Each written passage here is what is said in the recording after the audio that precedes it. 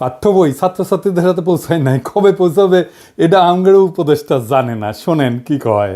কোনো বছরেই মার্চের আগ পর্যন্ত সব বই দেওয়া হয়নি, কবে নাগাদ সবাই সব বই পাবে এটা আমি জানি না।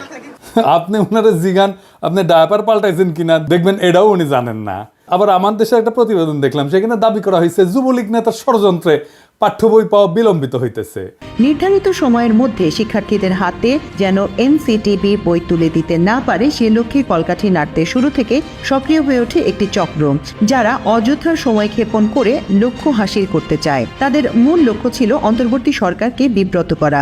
বিভিন্ন গোয়েন্দা সংস্থা ও এনসিটিবির কর্মকর্তাদের সঙ্গে কথা বলে এর সত্যতা মিলেছে।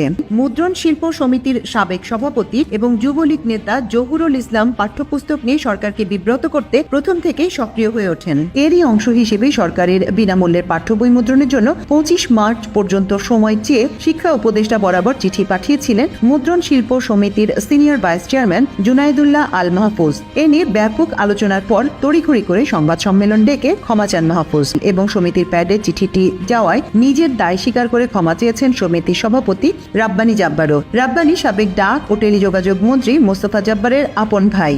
আওয়ামী লীগের মন্ত্রী স্টিভ জব্বারের ভাইরে দেওয়া হয়েছে বই ছাপানোর দায়িত্ব, রাব্বানী জব্বার। তো এই হবে না?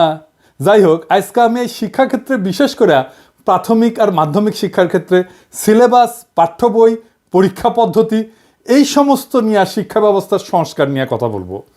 শিক্ষা সংস্কার নিয়ে কথা বলার আগে দুটো জিনিস নিয়ে একটু কথা বলে নিই, এটার সাথে সম্পৃক্ত।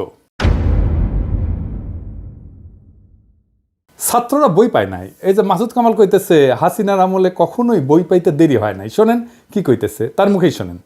এত বছর ধরে মানুষ স্বৈরাচার মৈরাচার সব বলছি, গালাগালি সব করছি, একটা কিন্তু পোলাপন বই পাইছে না, উনি দিতে পারবেন না। সে কি ঠিক বলিছে? দেখেন, এটা 2023-এর খবর, বই ঠিক সময় মতো পাইছে। আবার দেখেন, এটা 2022-এর খবর, তার আগের বছর ঠিক সময় মতো বই পাইছে। 2023-এর আর একটা খবর দেখায় যে দেখেন ঠিক সময় মতো বই পাইছে। তাহলে মাসুদ কামাল কেন বলে যে হাসিনার আমলেও বই পাইছে 1 তারিখে?